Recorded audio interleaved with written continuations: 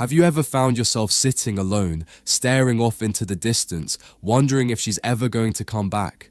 Maybe you're caught in an endless loop, replaying those moments you shared, her laugh, the way she looked at you, over and over again in your mind.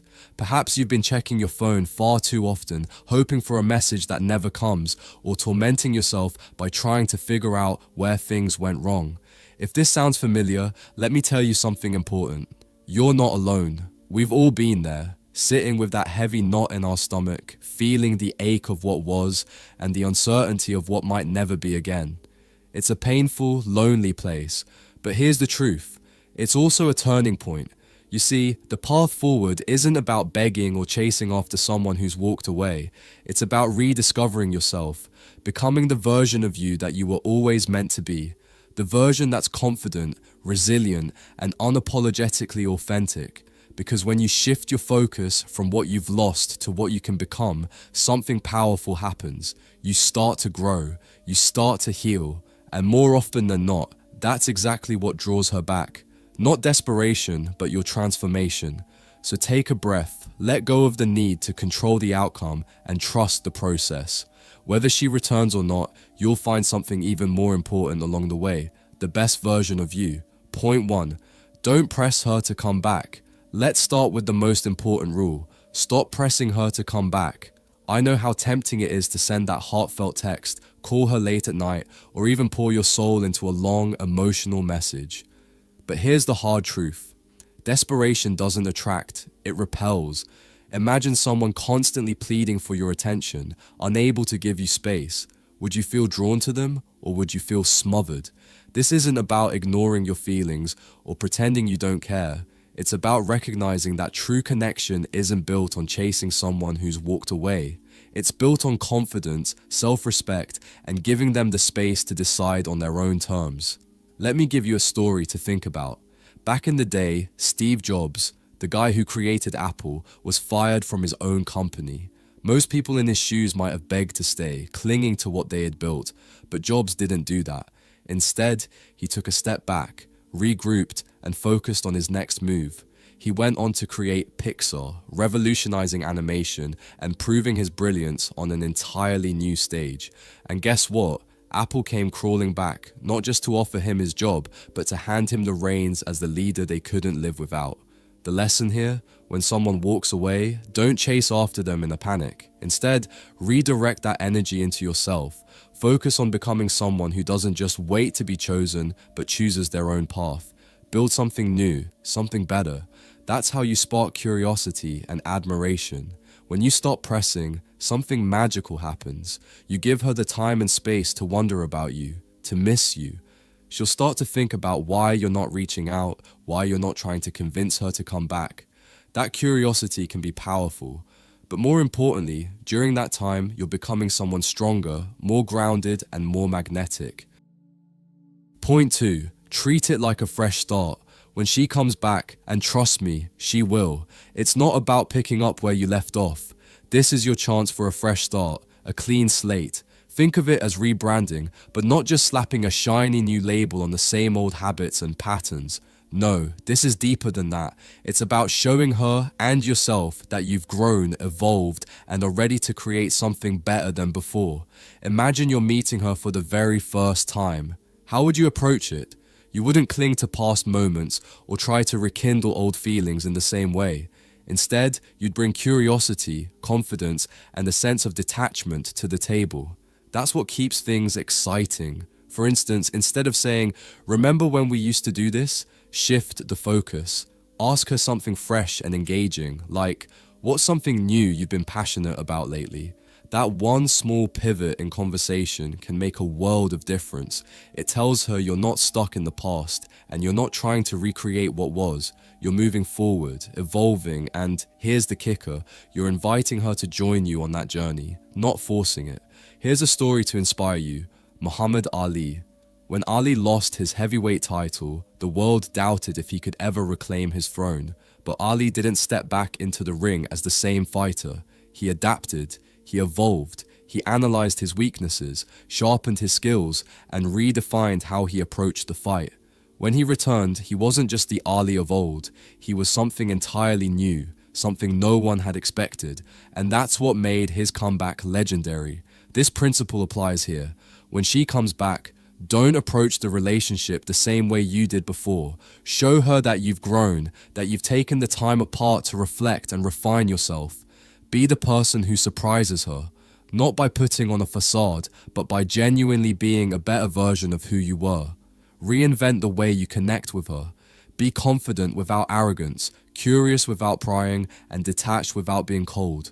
Treat each moment as an opportunity to build something fresh and exciting, not as a chance to dwell on the past. I am sure no one taught you that, am I right? Unlocking a girl's mind isn't about playing games or pretending to be someone you're not. It's about understanding the secrets, the real secrets, that actually work no matter who you are. If you're ready to stop chasing and start attracting, I've created something tailored just for you. My course is the ultimate blueprint for understanding what women truly want and becoming the man who gets the girl every single time. Right now, exclusive spots are almost gone. Once those spots are gone, this opportunity will vanish and you'll be left watching someone else getting the girl you want. Let's continue. Point 3. Avoid the past. Focus on the future. One of the biggest pitfalls when reconnecting with someone is getting stuck in the past. It's tempting to rehash old memories, analyze what went wrong, or revisit the highs and lows of your history together. But here's the thing, if you want to reignite the spark, you need to leave the past where it belongs. The key to moving forward is focusing on the future, the exciting, unexplored possibilities that lie ahead. Let's say she brings up an old memory, like, remember when we used to go to that coffee shop every Sunday? Instead of lingering on that moment and diving into nostalgia, pivot. Say something like, yeah, that was fun. Speaking of coffee, there's this new spot I've been dying to try. You'd love it.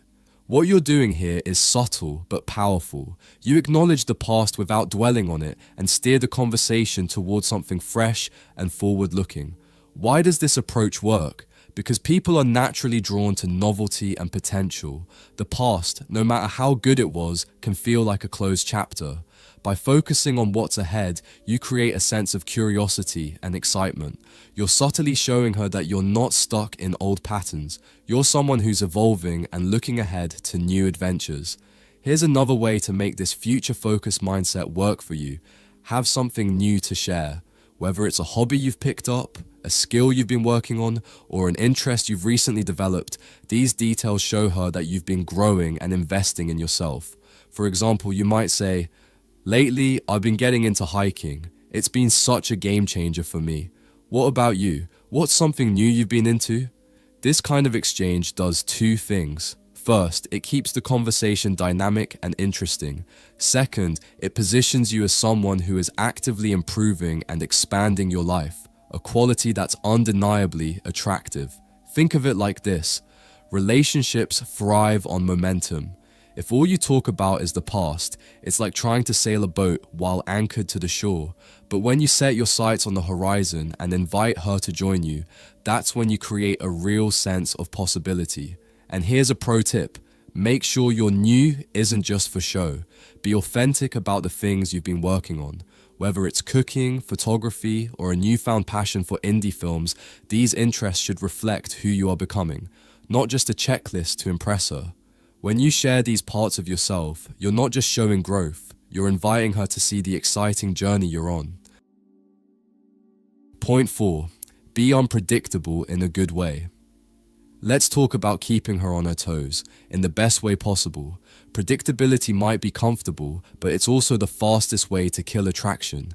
When she knows exactly what to expect from you, the spark fades and the relationship can start to feel stale. If you want to keep her intrigued, you need to embrace a little unpredictability, balanced with thoughtfulness, of course. Imagine this, you're hanging out and she's expecting the usual Netflix and chill routine. But instead of falling into that predictable rhythm, you mix things up. Maybe you say, I heard about this escape room downtown. It sounds like such a blast. Let's see if we can crack the puzzles and beat the clock. Suddenly, you're offering something different, something exciting. Or if escape rooms aren't your vibe, you might plan something simpler, yet still unexpected, like a picnic at a beautiful park she's never visited, complete with her favorite snacks and a cozy blanket. The key here is not about being extravagant, it's about breaking the routine in ways that show thoughtfulness and creativity. Unpredictability isn't about chaos, it's about keeping things fresh and exciting, creating moments that stand out from the everyday. Take a page out of Richard Branson's playbook. The founder of Virgin is known for his adventurous, unpredictable nature.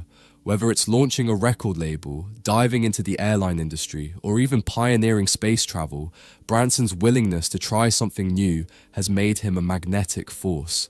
Now, you don't need to start a space company to impress her, but the principle applies. Unpredictability, done right, creates curiosity and keeps people drawn to you. Here's another idea. Embrace spontaneity in small ways. Maybe you text her on a Saturday morning and say, "I found this little street festival happening downtown. Let's go check it out." Or, instead of giving her a traditional birthday gift, plan an experience she wouldn't see coming, like a cooking class for the two of you, or tickets to a local band she loves. These moments don't just surprise her, they also show that you're paying attention to what she enjoys and are willing to put effort into creating memorable experiences. But here's the twist. Unpredictability isn't just about the activities you plan, it's also about the way you show up. Surprise her with your perspective, your humor, or your willingness to try something out of your comfort zone. For example, if she mentions she loves art, suggest visiting a local gallery, even if you're not an art expert. The point is to show that you're open to new experiences, and that openness makes you unpredictable in the best way. Unpredictability also means being dynamic in your conversations. Don't fall into the trap of surface-level chats about work or the weather.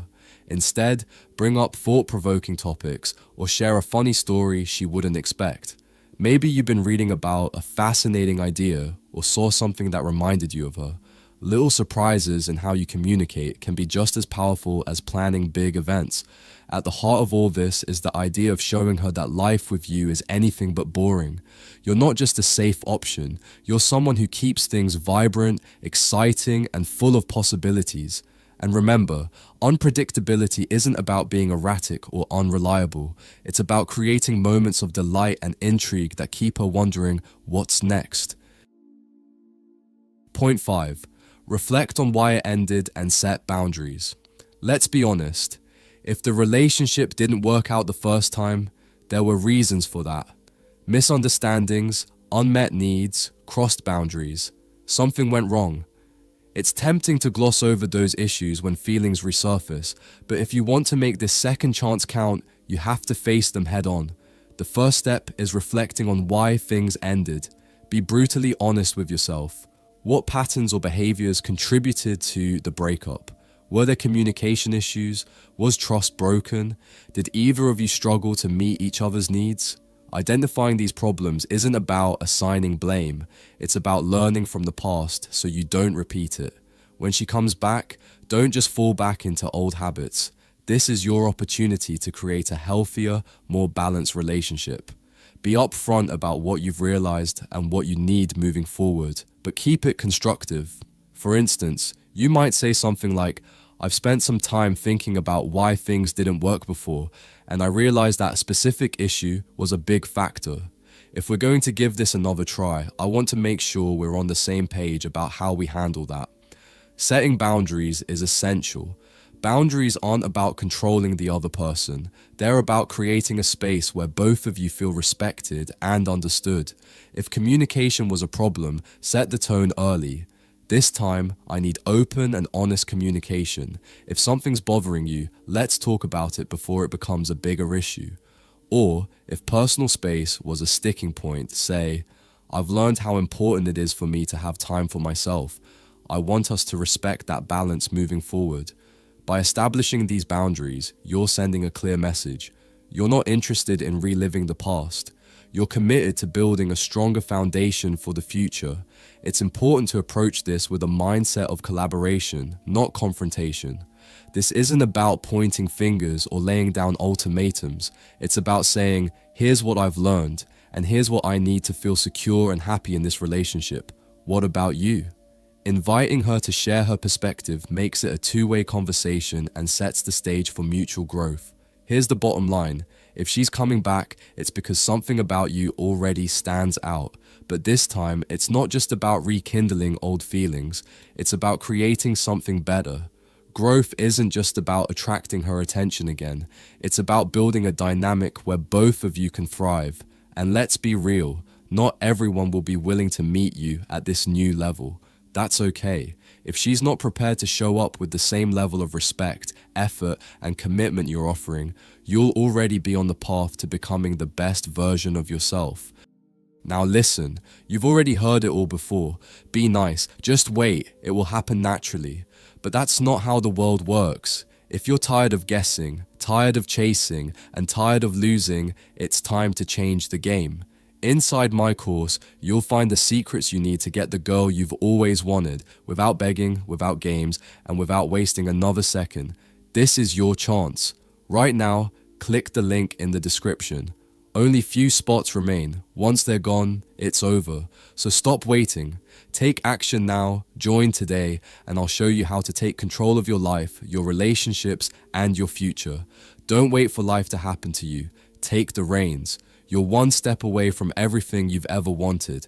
If you found this video helpful, be sure to subscribe and share your thoughts in the comments. Thanks for watching. See you in the next one.